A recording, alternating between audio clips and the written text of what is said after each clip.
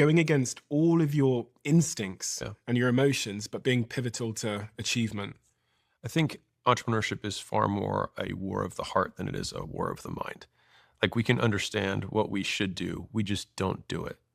And I think that's why we're so much better at giving advice than we are at following it.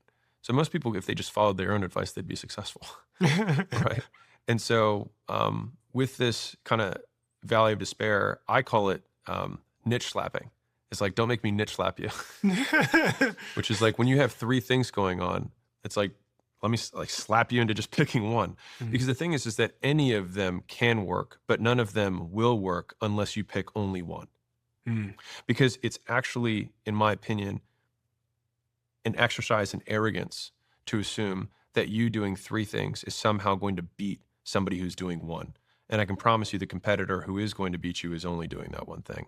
And you think a third of your time is going to beat theirs? No, it's not going to, I think it's arrogant. And so there's actually like there's like an underpinning of ego underneath of this. And I say this as somebody who did this. So like when I had the launch business, I also had my 6 gyms. I also had a chiropractor agency and I also had a dental agency. And so I would introduce myself and be like, oh, I own lots of companies. But I think one of the biggest misconceptions when you're an entrepreneur is not understanding the difference between being an owner and being the CEO.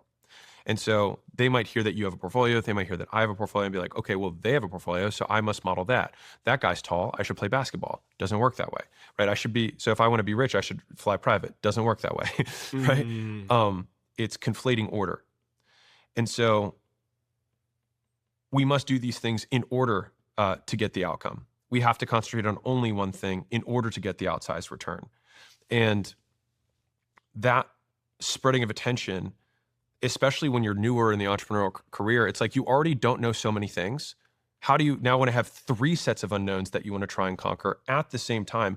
And the fallacy of thinking is that I'm going to try all of them and see which one works, but none of them will work because you're waiting to see which one will work. Because you can force, in my opinion, you can force one thing to work, provided like I'm gonna just assume basics, like you're not selling $5 bills for $4, like the normal economics of a business. Like if a real estate business exists, there are other people who are making money. There are hair salon businesses where people are making money. There are lawn mowing businesses where people are making money. You can make money in all of them. You just can't make money in all of them. Yeah. At the same, and it's when you walked in today and you sat down on the chair, I said, like, what's going on with you professionally? I remember what you said. You said more of the same and better, which clearly comes from your wisdom. my infinite wisdom, right? Well, it's just from suffering, the woes of this. Like the biggest entrepreneurial mistakes I've made in my career have all come from splitting my attention. Every one of them.